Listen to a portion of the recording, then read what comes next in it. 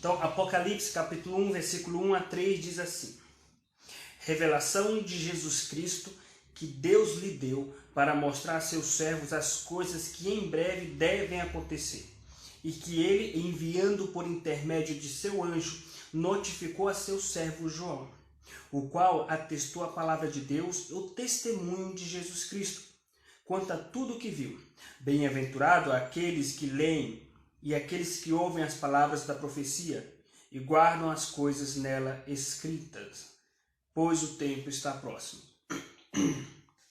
Gostaria de chamar a atenção dos irmãos nesse texto, primeiro, para demonstrar o teor canônico de Apocalipse, no sentido de ser um livro inspirado por Deus, um livro soprado pelo Espírito Santo. Não é qualquer livro, é um livro, na verdade, que é a própria palavra de Deus, né? É uma revelação de Jesus Cristo, que por intermédio do seu anjo, ele entregou a João, que trata das coisas que em breve devem acontecer. E nesse sentido, se os eventos de Apocalipse já estavam na verdade, próximos para João e os discípulos da época, quanto mais a nós, estão mais próximos ainda, pois o tempo está próximo, diz o versículo 3. Mas eu gostaria de chamar a atenção dos nossos internautas e dos nossos irmãos em Cristo para o versículo 3, que diz que bem-aventurados que leem. Então nós somos felizados, nós somos abençoados, nós somos bem-aventurados porque nós estamos tendo acesso a essas informações. Bem-aventurados aqueles que leem e aqueles que ouvem, ou seja, não, é necessário que nós não sejamos apenas ouvintes desta palavra, é necessário que nós venhamos a pôr em prática aquilo que nós iremos aprender no livro de Apocalipse. O livro de Apocalipse não é um livro teórico, o livro de Apocalipse não é um livro polêmico, não é um livro misterioso. Na verdade, Deus deseja que nós encaremos o livro de Apocalipse de uma forma como um livro prático, para a prática cristã. Nós temos que encarar o livro de Apocalipse em direção a uma prática cristã. Por isso, quando ele fala aqueles que ouvem, essa palavra desse verbo ouvir vem da palavra grega akouo, da onde vem a palavra em português acústica. E no Antigo Testamento, ela na verdade é uma tradução de chamar Israel, né? Do verbo ouve, ó Israel. É ouvir no sentido de pôr em prática. Então nós temos que ir até o livro de Apocalipse com a disposição não apenas de tirar dúvidas, matar nossa curiosidade, mas nós temos que ir até o livro de Apocalipse com o objetivo de pôr em prática aquilo que nós iremos aprender. Então, essa é a primeira lição que eu gostaria de salientar para nós. Agora eu vou falar um pouco do nosso estudo.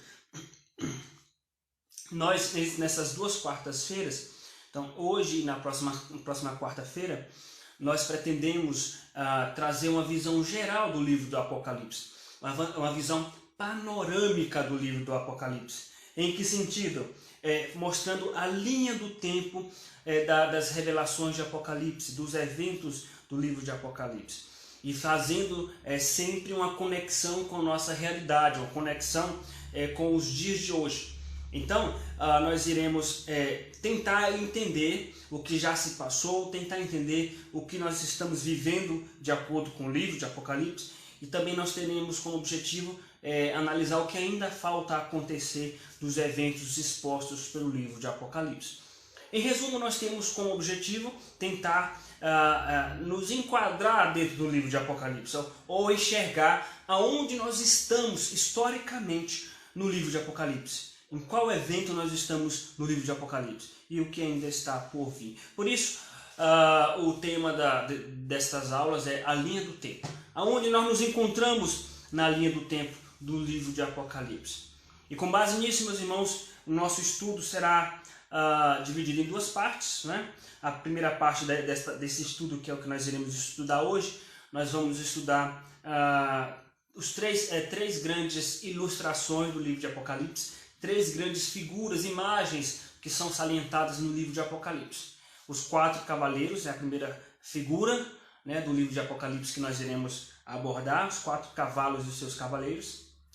As 2 bestas, que emergem da terra, que emergem do mar, também é outra figura que nós iremos abordar.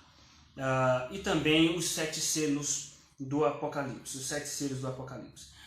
Então, na próxima quarta-feira, nós iremos estudar então as 7 trombetas, as 7 taças da ira de Deus e finalmente o milênio, né? Entender o milênio concluindo com o juízo final, isso na próxima quarta-feira. Então hoje nós iremos estudar sobre os cavalos e seus cavaleiros do Apocalipse, as bestas, o anticristo, né? a marca da besta e os 7 selos do Apocalipse. É esse o nosso intuito da aula de hoje. Então, vamos começar, para entender a linha do tempo em Apocalipse, nós vamos começar estudando sobre os 4 cavalos do Apocalipse. Então, abra sua Bíblia em Apocalipse capítulo 6. Abra sua Bíblia em Apocalipse capítulo de número 6.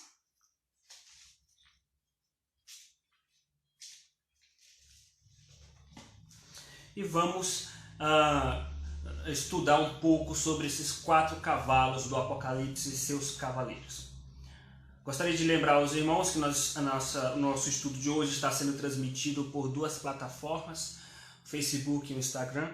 Né? Inclusive desafio os irmãos depois compartilhar com seus amigos, seus conhecidos, sejam crentes, sejam não crentes, esse estudo, compartilhar as páginas da igreja para que as pessoas tenham acesso cada vez mais à palavra de Deus.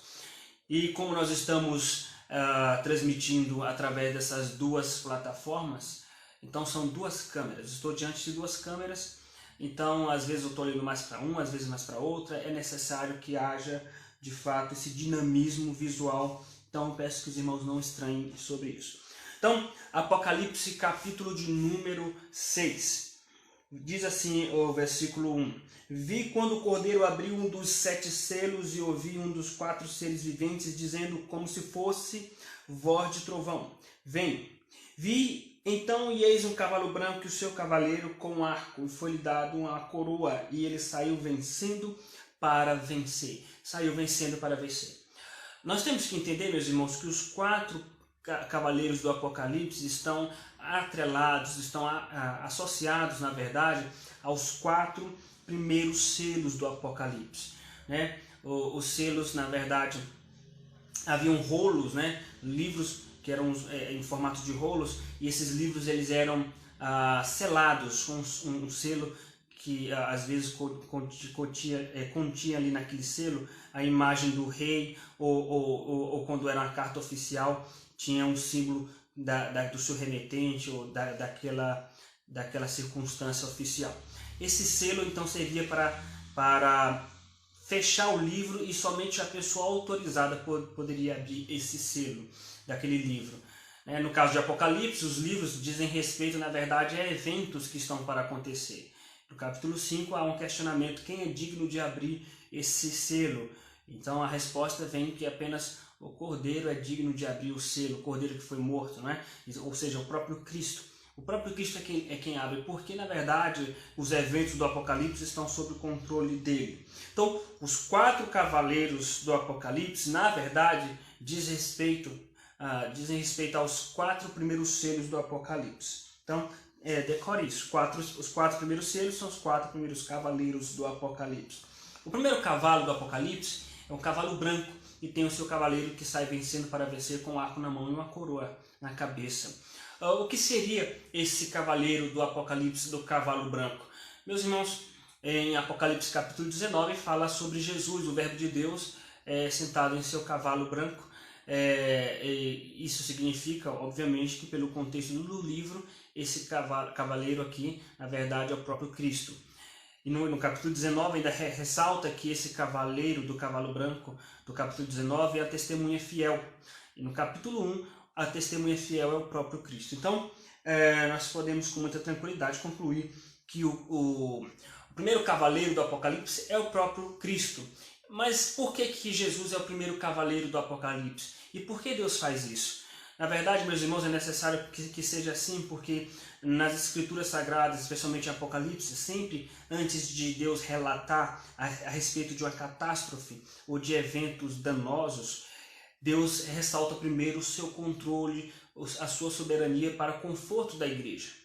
Então, antes de relatar a respeito dos outros 3 cavaleiros do Apocalipse, que são catástrofes, são desgraças, são coisas ruins, aparece como primeiro cavaleiro Jesus, para mostrar que, na verdade, consolar a igreja, que apesar das circunstâncias de tribulações, Cristo está controlando isso, ele saiu vencendo para vencer. Então, quem está no controle dessa situação é Cristo.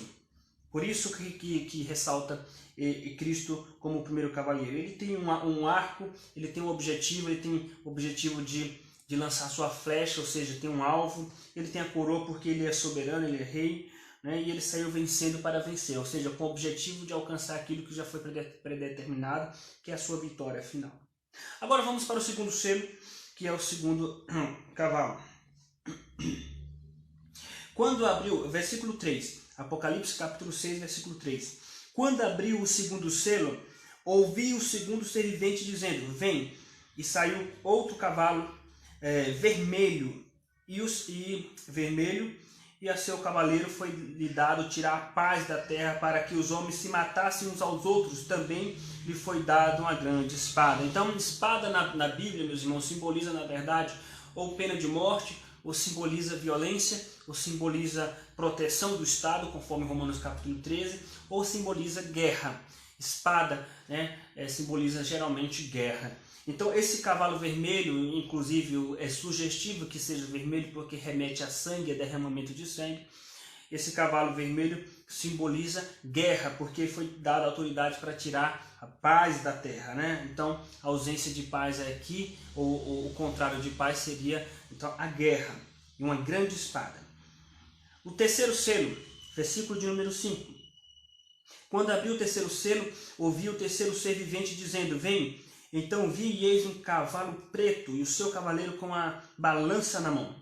E ouvi uma como que voz no meio de 4 seres viventes, dizendo: uma medida de trigo por 1 denário, 3 medidas de cevada por 1 denário, e não danifiques o azeite e o vinho. O que seria esse cavalo preto e o seu cavaleiro? Meus irmãos, o cavalo preto do Apocalipse simboliza escassez de alimento, simboliza crise econômica. Na verdade, também é sugestivo que esse cavalo tenha essa cor preta, porque simboliza, na verdade, essa crise econômica, essas trevas, essa escuridade de questões econômicas. Observe que o versículo 5 ressalta a questão de uma balança na mão. E essa balança não é a balança de justiça, é uma balança de um cenário de feira, de comércio, de mercado, porque o versículo de número 6 ressalta questões mercadológicas, né? Então nós podemos perceber aqui uma medida, 3 medidas, fala sobre 3 alimentos e condimentos que eram, na verdade, muito frequentes e usados com muita frequência no período bíblico, nos mercados, e na verdade era uma das grandes fontes de recurso para a economia do Oriente Médio na Palestina. O vinho, o azeite, o trigo e a cevada.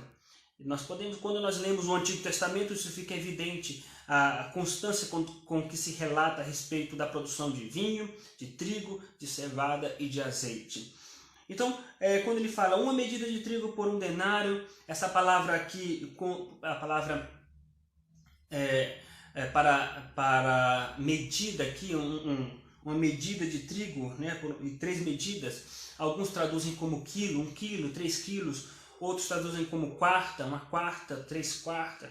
É porque essa palavra medida só aparece aqui. Do Novo Testamento inteiro só aparece aqui nesse texto, né? Uma palavra grega,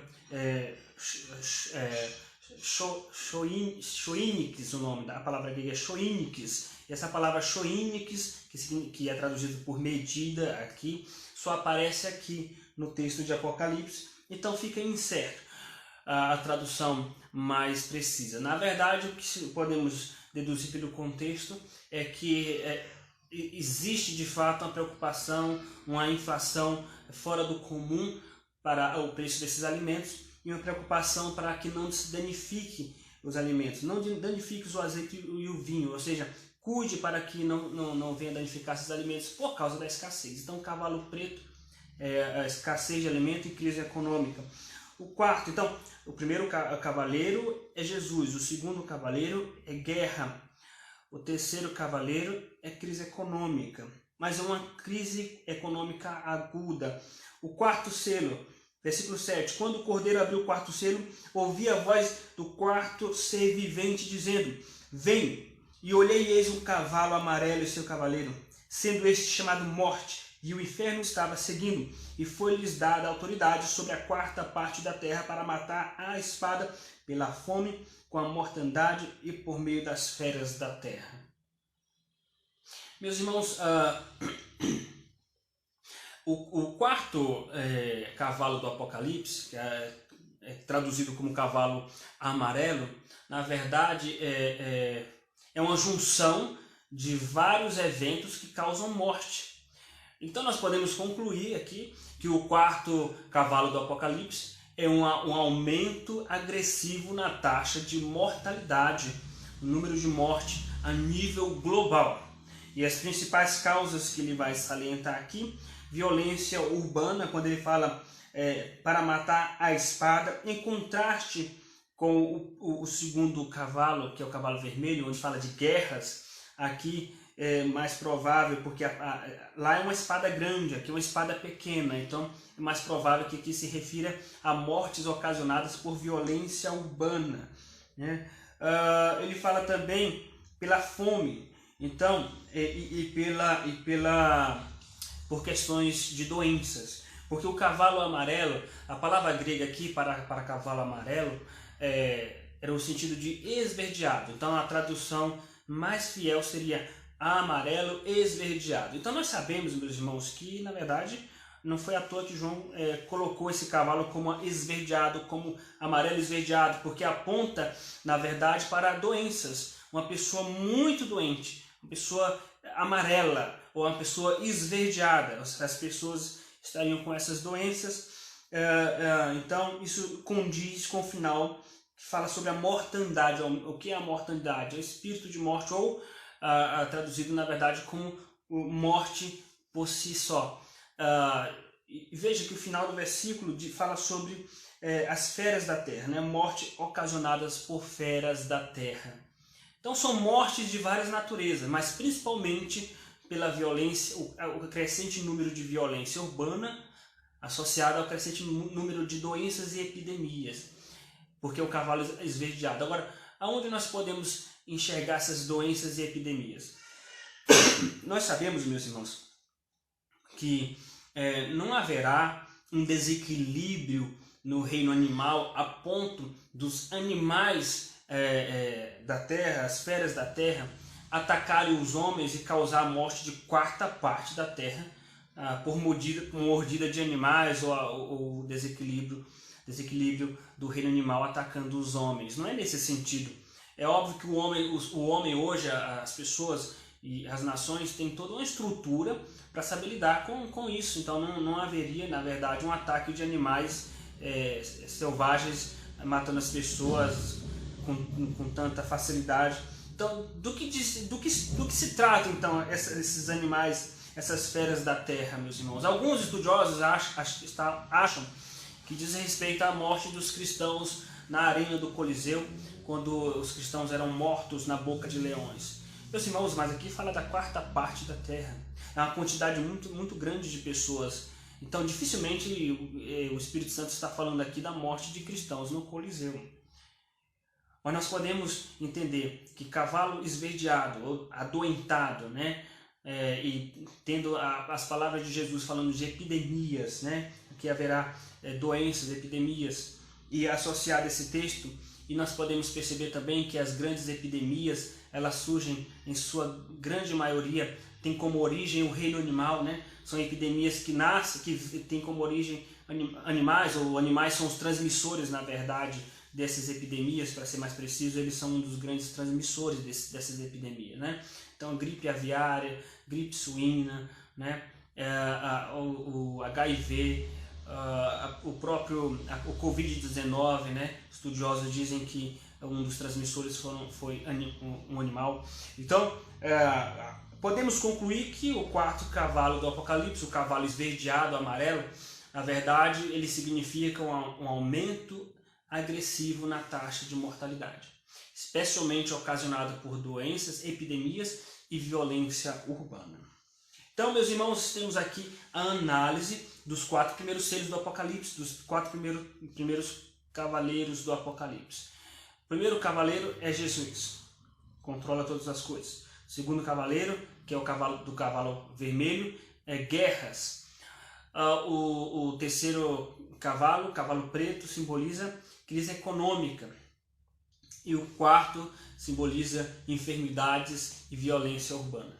Agora, podemos entender que esse quarto cavaleiro vai causar um estrago muito grande, vai trazer um prejuízo muito grande. Tanto que ele diz no versículo de número 8, olhei e eis um cavalo amarelo e seu cavaleiro, sendo este chamado Morte. O nome desse cavalo é Morte, ou seja, muitas mortes vão ser ocasionadas por causa vamos dizer, desse castigo de Deus através do cavalo amarelo. Vai produzir muitas mortes, tanto por epidemias como por violência urbana. E para reforçar, o texto diz, e o inferno estava seguindo. Esse inferno aqui não é uma personificação do diabo, dos demônios, não. Inferno aqui é a palavra grega Hades, e essa palavra Hades aqui é traduzida como, na verdade, significa sepultura. Às vezes significa reino dos mortos, às vezes significa sepultura, às vezes significa o além, para onde todos os mortos vão, e às vezes significa lugar de tormento dos ímpios, depende do contexto. Aqui se refere, na verdade, à sepultura, ou seja, são tantas mortes que esse cavalo vai causar que a sepultura estava seguindo. É como se tivesse uma passeata e atrás vai seguindo a sepultura só arrebanhando os seus mortos. E foi dada autoridade sobre a quarta parte da terra para matar a espada. Agora, o tema do nosso estudo de hoje, meus irmãos, a linha do tempo em Apocalipse. Onde se encontra isso relacionado aos nossos dias? Será que ainda vai se cumprir? Ou será que já se cumpriu? Ou será que está se cumprindo os 4 cavalos do Apocalipse? Para nós entendermos a relação disso com os dias de hoje, nós precisamos ir até Mateus 24. Em Mateus 24, Jesus relata sobre os sinais dos fins dos tempos, tendo como contexto primário uma resposta de Jesus à pergunta dos seus discípulos, onde os seus discípulos questionam a Cristo sobre quando serão estas coisas. Que coisas? A destruição do templo, que Jesus disse que não ficaria pedra sobre pedra, e a volta de Jesus. Quando serão estas coisas? Quando será o dia da volta de Cristo, né? Então Jesus responde, traz uma resposta bem ampla com um sermão, né, sobre o fim dos tempos, e ele relata algo interessante e ao mesmo tempo assustador. Ele diz, ouvireis falar de guerras e rumores de guerra, haverá fomes e terremotos em vários lugares, mas ainda não é o fim. Meus irmãos, fome, inclusive essa fome do cavalo amarelo parece associar uma crise econômica, uma fome resultante de epidemias. Obviamente eu não estou querendo ser alarmista ou querendo relacionar diretamente, como se João estivesse falando do Covid-19, mas é óbvio que há uma relação, mas o Covid-19 é apenas a ponta do iceberg. Mas essas epidemias, e é natural que seja assim, uma epidemia em escala global ou em grande escala, obviamente traz prejuízos econômicos, porque em qualquer época, em qualquer região, vai parar a economia em alguma medida. Então, meus irmãos, os 4 cavalos do Apocalipse, especialmente os 3, porque o primeiro é o próprio Jesus, diz respeito, meus irmãos, aos sinais dos fins dos tempos que Jesus relatou, mas que ainda não é o fim. São as dores de parto. É o que Jesus falou sobre as dores de parto. São os sinais de que o fim está chegando. E para isso nós devemos entender que esses eventos sempre aconteceram na história da humanidade, mas têm se intensificado e têm aparecido em escala global. E é isso que o caracteriza como sinal dos fim dos tempos. É a intensidade e a escala. Porque sempre houve epidemias, violência urbana, guerras na história da humanidade. Houveram sempre epidemias nesse sentido. Agora, nós temos que entender que o livro de Apocalipse está falando sobre uma escala global. Não vai matar a humanidade, mas vai atingir a quarta parte da Terra. Isso significa que foi um evento em escala global. Então, se alguém disser, sempre tivemos epidemias, guerras, então o livro de Apocalipse está sendo obsoleto. Na verdade, é um engano a pessoa pensar assim. O livro de Apocalipse está falando de eventos em escala global. E aí nós podemos chegar à seguinte conclusão. Guerras em escala global, tivemos duas. A Primeira e a Segunda Guerra Mundial. Epidemias em escala global. Nunca tivemos epidemias em escala global como nós estamos tendo, né? E isso é ocasionado pelos aeroportos, né? Pelo grande trânsito de pessoas, de comércio, de turistas, que é facilitado pela modernidade. Uma pessoa pega um vírus na Malásia e pega um voo no aeroporto, vai para a África do Sul, já transmitiu para a África do Sul. Da África do Sul, naquele continente, facilmente se espalha. Então, os aeroportos, os portos, são, na verdade, um dos mecanismos para se cumprir as profecias. Então, crise econômica a nível global. Tivemos uma recentemente de 2008 para cá, né? E estamos assistindo uma possível crise e uma provável crise econômica em nível global também, em escala global, por causa do coronavírus.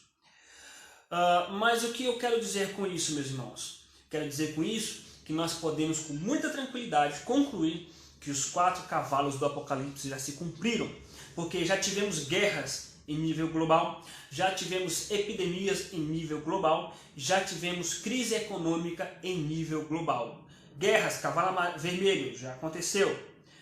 Epidemias e fome ocasionada pelas epidemias e a violência urbana, cavalo amarelo, já aconteceu.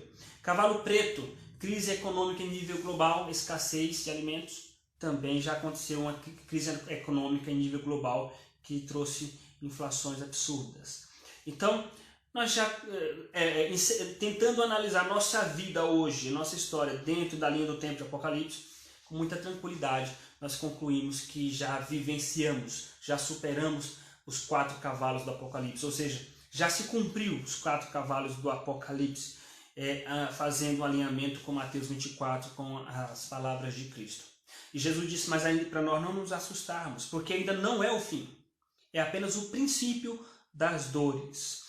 E nós temos que entender, meus irmãos, que esses eventos, eles são indiscriminatórios, ou seja, eles vão atingir toda a humanidade. Quando eu digo toda a humanidade, não todo indivíduo, eles vão atingir crentes e não crentes, é isso que eu quero dizer. Vão atingir todo tipo de pessoas. Então, ainda não é o juízo de Deus sobre a humanidade como para separar bodes e ovelhas, mas são eventos que diz respeito ao princípio das dores. É o juízo de Deus? Não deixa de ser juízo de Deus ocasionalmente, mas ainda não é o juízo de Deus só sobre os ímpios, só sobre o anticristo. Isso nós iremos ver na próxima quarta-feira, que diz respeito às taças da ira de Deus. Então, meus irmãos, até aqui nós já vimos os 4 cavaleiros e seus cavalos e analisando, tentando nos inserir na linha do tempo de Apocalipse, percebemos que já aconteceu. Agora eu quero que você note o capítulo 6 ainda, versículo 9. Quando ele abriu o 5º selo, vi debaixo do altar, Apocalipse 6:9, as almas daqueles que tinham sido mortos por causa da palavra de Deus. Veja que interessante. Depois desses 4 cavalos, ou seja, depois de guerras mundiais, depois de epidemias mundiais, violência urbana em grande escala e crise econômica mundial, o que aconteceu? Aconteceu o clamor das almas dos crentes que foram decapitados. E isso em escala global. Tá? Porque sempre houve perseguição à igreja, mas isso aqui nós estamos falando de uma perseguição à igreja em escala global. Isso significa que entre o último cavalo, que é o cavalo amarelo, e o 5º selo, o que é o 5º selo? O 5º selo é o clamor dos crentes que morreram perante Deus para que Deus venha vingar a sua igreja, venha salvar os crentes. Esse é o 5º selo, é o clamor da igreja. Se esses crentes no 5º selo estão clamando para que Deus venha vingar a igreja, e eles morreram, foram decapitados, eles foram decapitados por quem? Eles foram decapitados pelo anticristo, Eles foram mortos pelo anticristo e seus seguidores. Então, existe uma lacuna aqui entre o quarto e o quinto selo. Que lacuna é essa? A ação do anticristo. E por que não está relatado aqui? Porque João deixou para dedicar 3 capítulos em separado só para falar do anticristo. Capítulo 12, 13 e 14. E é o que nós falaremos agora, sobre a ação do anticristo. Então lembre-se que entre o quarto selo e o quinto selo existe a ação do anticristo, que não foi falada aqui propositadamente, porque João queria dedicar com mais carinho e detalhe sobre o anticristo em 3 capítulos, que é o capítulo de número 12, 13 e 14. E é o que nós iremos tratar agora, sobre o anticristo. Algumas pessoas acham que a igreja não passará pela grande tribulação que haverá de vir sobre o mundo, sobre a igreja, na verdade. Meus irmãos, eu sempre digo o seguinte, eu respeito a opinião dos irmãos que pensam assim, e na verdade eu gostaria muito que eles estivessem certos, corretos. Eu gostaria de acreditar, eu gostaria que fosse verdade que nós, os crentes, não passaríamos pela grande tribulação. Mas eu não vou trazer aqui versículos e versículos comprovando que nós vamos passar pela grande tribulação. Eu só gostaria de que você refletisse comigo. Pense comigo. Os apóstolos, homens de Deus, cheios do Espírito Santo, que tinham como prioridade sempre o reino de Deus e pregar o Evangelho. Eles morreram, a maioria deles, de forma terrível. De forma terrível. Foram perseguidos, presos, maltratados. E assim foi com a igreja em muitas épocas e lugares diferentes. Homens de Deus, missionários que foram perseguidos e mortos. Agora pense comigo, a nossa geração, a geração nossa, de nós, os crentes de hoje, especialmente do Ocidente, é uma geração fraca, facilmente troca o culto por uma praia, facilmente troca as coisas de Deus pelas coisas supérfluas deste mundo, facilmente trocam as coisas de Deus pela carne. É uma geração que não é dada muita profundidade bíblica, buscar Deus com veemência. É uma geração que gasta mais tempo em mecanismos digitais do que com a Bíblia, do que com Deus. Por que Deus pouparia essa geração de crentes se Ele não poupou os apóstolos? Então, meus irmãos, por esse e outros motivos, eu não tenho dúvidas de que a igreja passará pela grande tribulação e perseguição do anticristo. Não sei qual geração, se a nossa geração, ou a dos nossos filhos, ou de nossos netos, mas sempre, certamente, a igreja passará pela grande tribulação. Agora, meus irmãos, vamos estudar um pouco sobre as duas bestas, a besta que emerge do mar e a besta que emerge da terra. Que as pessoas não crentes costumam falar da besta fera que vai surgir sobre o mundo. Capítulo 12. Abra Apocalipse, capítulo de número 12.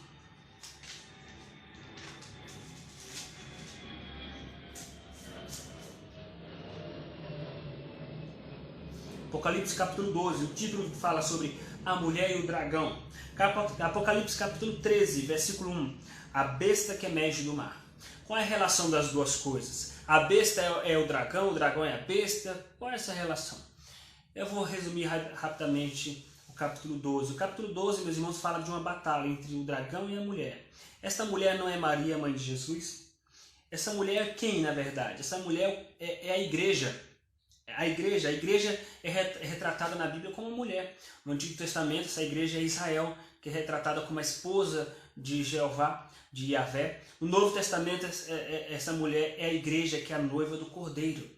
E essa mulher, que é o povo de Deus, foi perseguida pelo dragão desde o Antigo Testamento. Até que nasceu dessa mulher, ou seja, do meio do povo de Deus, do povo de Israel, nasceu Jesus, e ele foi arrebatado até o céu depois da ressurreição. É o que diz o capítulo 12. Então o dragão ficou furioso, e ele, com terça parte dos anjos do céu, ele desceu furiosamente para a terra para perseguir a igreja. E essa perseguição do dragão à igreja é o pano de fundo para a ação do anticristo. E por que João faz isso? Ele relata no capítulo 12 o que tem de espiritual nisso. Porque quando a igreja sofrer perseguição do anticristo e dos seus seguidores, a igreja precisa entender, lembrar das palavras do apóstolo Paulo. A nossa carne não é contra sangue nossa luta não é contra carne nem sangue, mas contra principados e potestades. Quando a igreja estava sofrendo a perseguição no ano de 95, depois de Cristo, quando esse livro foi escrito, a igreja precisava entender que, na verdade, eles estavam lutando contra o diabo, contra o dragão, porque o dragão é o diabo, de acordo com o versículo 9 e 10. Não era, o inimigo maior não era Domiciano, o imperador, não era Nero, o imperador, era, na verdade, Satanás. Então, quando surgir a perseguição do anticristo, a igreja precisa entender que o inimigo número 1 não é o anticristo, mas o diabo que está por trás do anticristo. Então, cuidadosamente, carinhosamente, Deus faz questão de mostrar para a igreja, para os seus servos, os bastidores dessa perseguição. Quem está por trás dessa perseguição à igreja? Na verdade, é o dragão, que é o próprio Satanás. O dragão, que é Satanás, ele vai levantar um homem, que é o homem da iniquidade, de acordo com a carta de Paulo aos Tessalonicenses, que é o abominável da desolação, conforme Mateus capítulo de número 24. É o anticristo. De acordo com o apóstolo João em suas epístolas, muitos anticristos têm surgido pelo mundo afora, desde a época de Paulo e de João. São pequenos anticristos que perseguem a igreja ou que trazem falso ensino. Mas vai surgir o anticristo, que é o maior, aquele que vai perseguir a igreja em escala global. Aí, algumas pessoas perguntam, quem é esse anticristo? Será que sempre no período de eleições, no Brasil, nos Estados Unidos, na Europa, sempre quando algum líder se destaca ou é eleito, a igreja começa a especular, será que ele é o anticristo? Meus irmãos, quando o anticristo se levantar, não haverá dúvidas. A igreja não terá dúvidas. Não vai ficar um clima assim de dúvida, será que é esse? Não. A igreja vai identificar imediatamente. Esse é o anticristo, porque as suas ações, os seus frutos vão testificar de que ele veio para massacrar a igreja numa escala jamais vista, de acordo com as palavras de Jesus. Então, se nós estamos ainda numa dúvida, será que é esse estadista, aquele? Então, porque ele ainda não está aí. Pode ser que ele esteja presente no mundo hoje, mas não se manifestou ainda.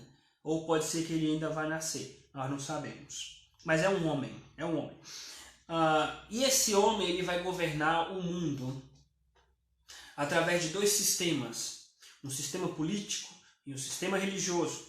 Veja, o sistema político que ele vai governar o mundo é retratado, esse governo político é retratado através da besta que emerge do mar. Versículo 1, capítulo 13 de Apocalipse, versículo 1. Vi emergir do mar uma besta que tinha 10 chifres. Chifre na Bíblia simboliza governo. 10 significa completo. 7 cabeças. Cabeças na Bíblia simboliza também liderança. 7 significa número completo, pleno. E sobre os chifres, 10 diademas. E sobre as cabeças, nomes de blasfêmias. Ou seja, 10 diademas significa um governo, né? Ele é um governo, um governo mundial. Então, esta besta que emerge do mar não é uma pessoa. Esta besta que emerge do mar é um sistema de governo global dirigido pelo anticristo.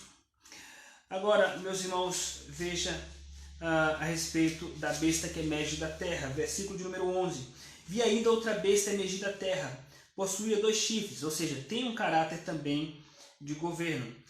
Parecendo cordeiro, ou seja, essa besta tem como objetivo concorrer com Cristo. Concorrer com Cristo nos milagres, no governo, na direção, nas palavras. Versículo 11. Mas falava como dragão.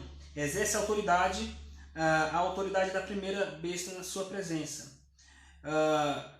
Veja, versículo 12. Exerce toda a autoridade da primeira na sua presença. Faz com que a terra e seus habitantes adorem a primeira besta. Ou seja, essa segunda besta que emerge da terra, na verdade, é uma religião que o anticristo vai controlar. Ele vai fazer as pessoas, essa religião vai trazer convicções para que essas pessoas se apeguem ao sistema político, né?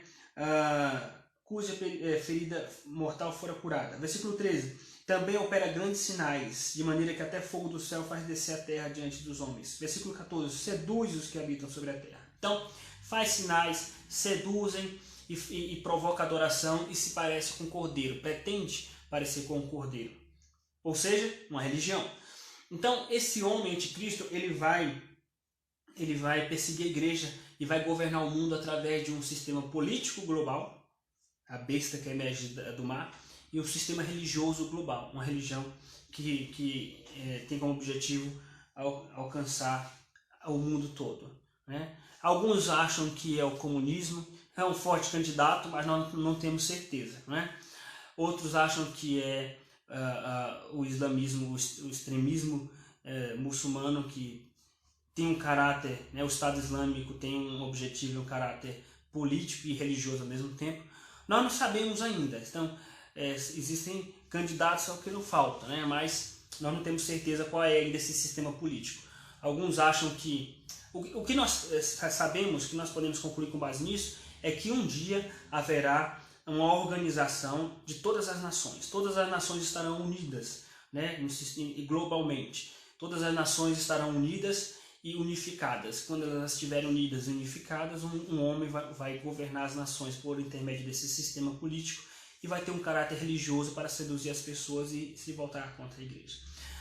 Veja que no capítulo 13 fala que esta besta ela tem uma marca, a marca da besta, e só poderá comprar e vender aquele que tem a marca da besta, né? E o número o seu número, o número da besta é 666. O que quer dizer esse 666, que é número de homem?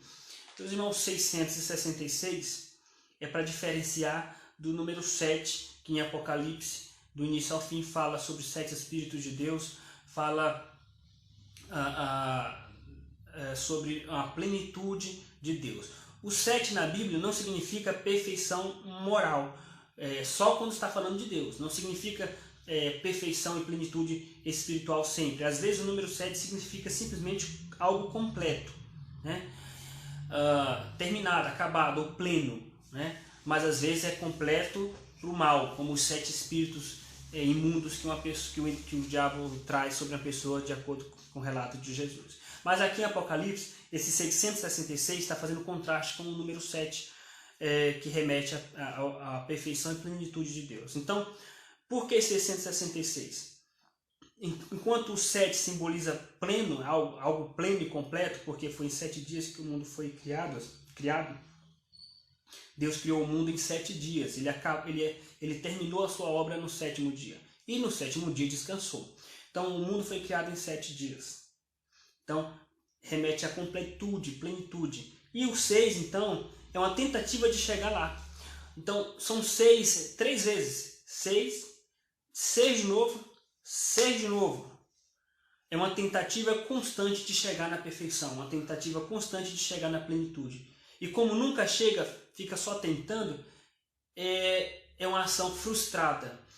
Então, essa marca da besta remete então à frustração. Os planos do diabo são frustrados. Ele vai tentar chegar à plenitude de sua ação, uma ação perfeita e plena para destruir a igreja, mas vai ser frustrado, continuamente frustrado, porque Deus vai defender a igreja. É nesse sentido. E o que é a marca da besta? Meus irmãos, para entendermos o que é a marca da besta, precisamos entender a marca do cordeiro. O que é a marca do cordeiro? A marca do cordeiro, espiritualmente perante Deus, é o sangue de Cristo, o sangue do cordeiro. Nós temos o sangue de Cristo, o sangue que foi simbolizado no Antigo Testamento sobre a marca nos umbrais da porta, né, que era para colocar o sangue do cordeiro sobre os umbrais da porta do povo de Israel, para que o anjo da morte não trouxesse juízo sobre Israel. Então nós temos a marca do cordeiro espiritualmente perante Deus, que é o sangue de Cristo. Mas as pessoas não conseguem ver essa marca. Então que marcas as pessoas conseguem ver em nós? É a marca da lei de Deus. Está escrito em Deuteronômio, capítulo de número 6, da seguinte forma: Ouve, ó Israel, o Senhor teu Deus é o único Deus. Amarás, pois, o Senhor teu Deus de todo o teu coração, de toda a tua força, de todo o teu entendimento. Essas palavras que hoje te digo estarão em teu coração. Tu as inculcarás a teus filhos, falarás dela assentado, andando pelo caminho, ao deitar-te. E estas palavras serão por frontal em tua testa e será por sinal em tua mão. A marca da besta é um sinal na mão e na testa. A marca da lei de Deus no crente é um sinal por frontal na testa e um sinal nas mãos. Então, na verdade, a marca da besta é um sinal na testa e na mão, fazendo um contraste com a marca do cordeiro. A marca do cordeiro em nossas vidas, que o mundo consegue enxergar, é a lei de Deus em nossa testa e em nossa mão. Como o mundo vai enxergar essa marca? É uma tatuagem? É uma tatuagem que eu vou colocar da lei de Deus na minha testa, na minha mão? Não, meus irmãos. Pelo contexto de Deuteronômio capítulo 6, onde fala que nós devemos amar a Deus de todo o coração e entendimento. Então a lei de Deus é o entendimento. A lei de Deus por frontal, na testa. Na verdade, meus irmãos, é a nossa maneira de pensar de acordo com a lei de Deus. E mão, a mão de Deus está conosco. Tudo que tua mão fizer. A mão na Bíblia simboliza então ação, atitude, trabalho. Então, o que é a marca do cordeiro de acordo com Deuteronômio capítulo 6? É tudo que nós pensamos e que nós fazemos que está de acordo com a palavra de Deus. Em outras palavras, é o nosso testemunho. Mateus capítulo 5, versículo 16. Assim brilha a vossa luz diante dos homens, para que eles vejam as vossas boas obras e glorifiquem o vosso Pai Celestial. Como eles vão ver nossas boas obras? Com a nossa maneira de pensar e com a nossa maneira de agir. Essa é a marca do cordeiro. O que é então a marca da besta? É o contrário. Se a marca do cordeiro é a obediência em nossa vida, que testemunha Cristo, a marca da besta é a desobediência à lei de Deus. Essa é a marca do cordeiro.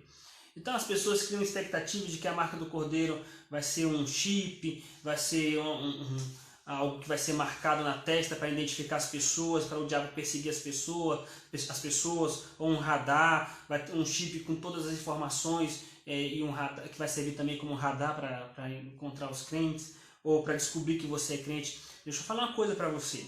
No dia da perseguição, no período da perseguição, entenda uma coisa, o diabo não vai precisar de mecanismo digital, eletrônico, nenhum tipo de mecanismo para descobrir que você é crente. Porque o crente não mente. Então o diabo e o anticristo não vai precisar usar nenhum subterfúgio, nenhum mecanismo para forçar a pessoa a dizer que ela é crente. Porque se uma pessoa pergunta para você, você é crente, você crê em Jesus? Você vai dizer que sim. Ou então você vai negar a Cristo. Então não precisa de um mecanismo digital, de um GPS, de um chip para descobrir que você é crente ou não. O seu testemunho, a marca do cordeiro em sua vida já vai te denunciar. Então, pare de florear, de tornar a coisa mística, hollywoodiana. A coisa é muito mais simples, mas ao mesmo tempo mais drástica do que nós pensamos, né? Então, vimos aí sobre os cavalos do Apocalipse, né? E as duas bestas do Apocalipse. E vou introduzir rapidamente sobre os 7 selos do Apocalipse. Então, Apocalipse capítulo 6, abra sua Bíblia em Apocalipse capítulo 6.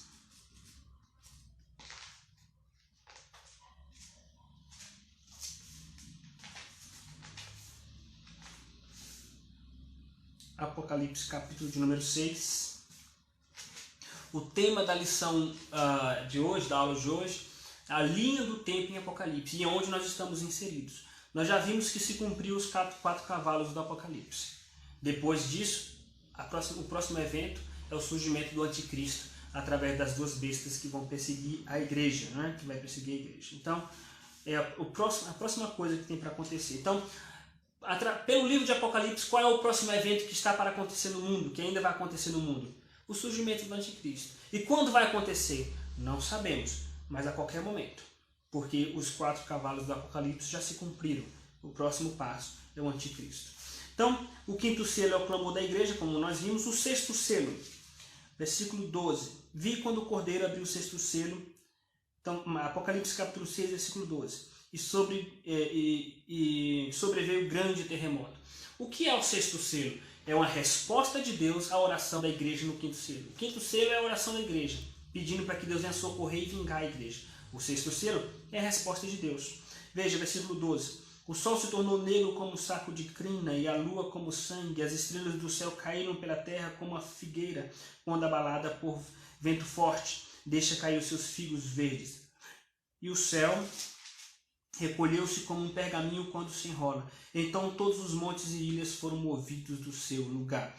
Versículo 15, os reis da terra, os grandes e os comandantes, e os ricos, os poderosos, todo escravo, todo livre, se esconderam nas cavernas e nos penhascos dos montes e disseram aos montes e aos rochedos: caí sobre nós e escondei-nos da face daquele que se assenta no trono e da ira do Cordeiro, porque chegou o grande dia da ira deles, e quem é que pode suster-se?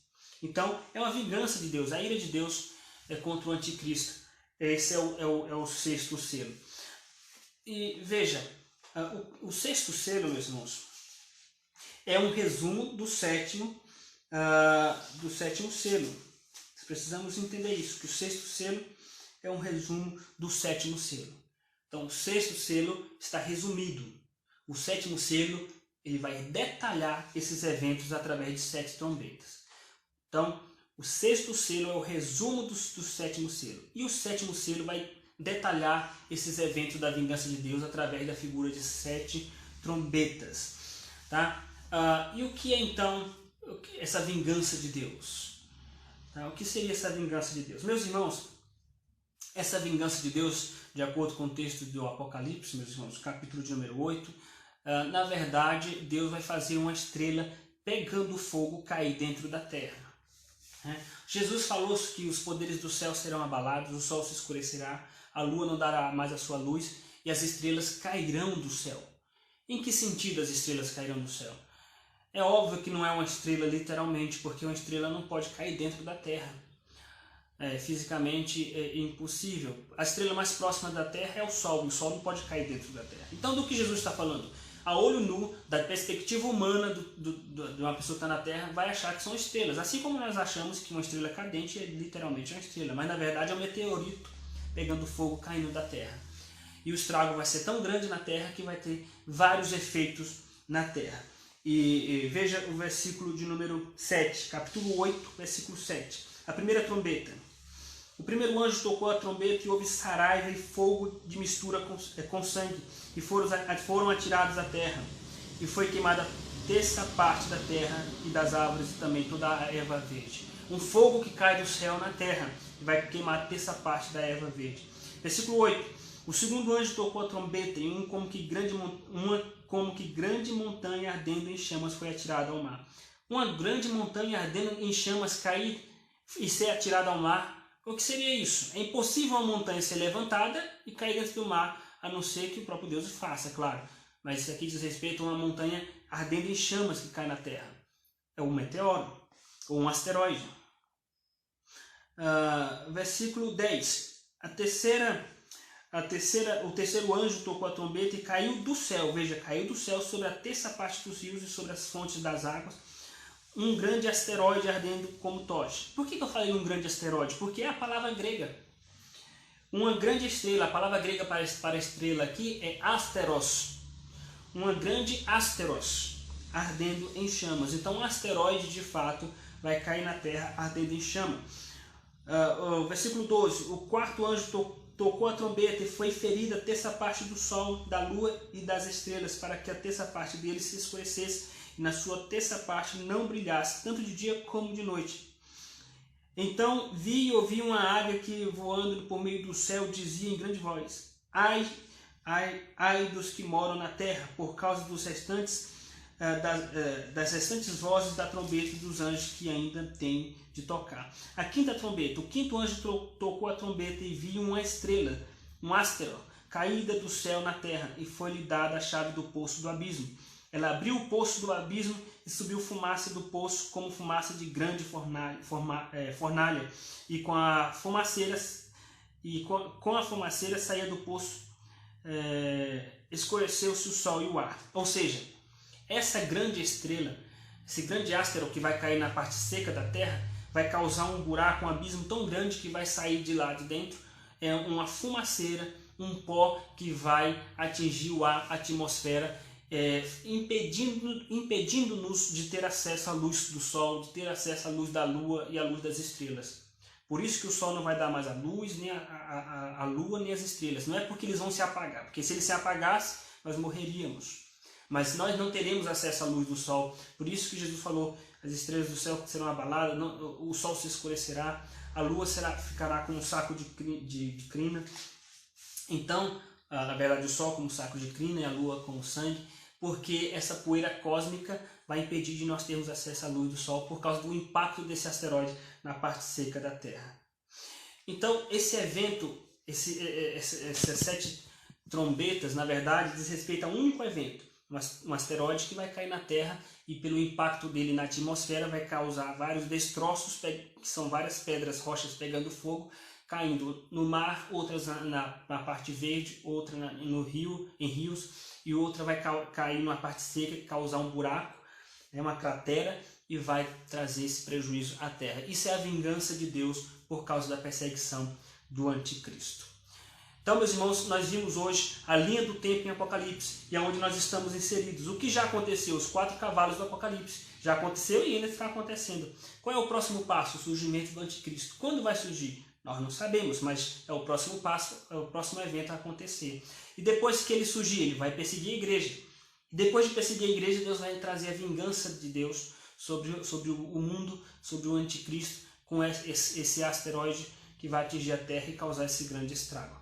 Mas a Bíblia diz que os homens vão continuar desobedecendo a Deus e não vão se arrepender. Então virá mais uma praga, que são as 7 taças que nós veremos na próxima quarta-feira.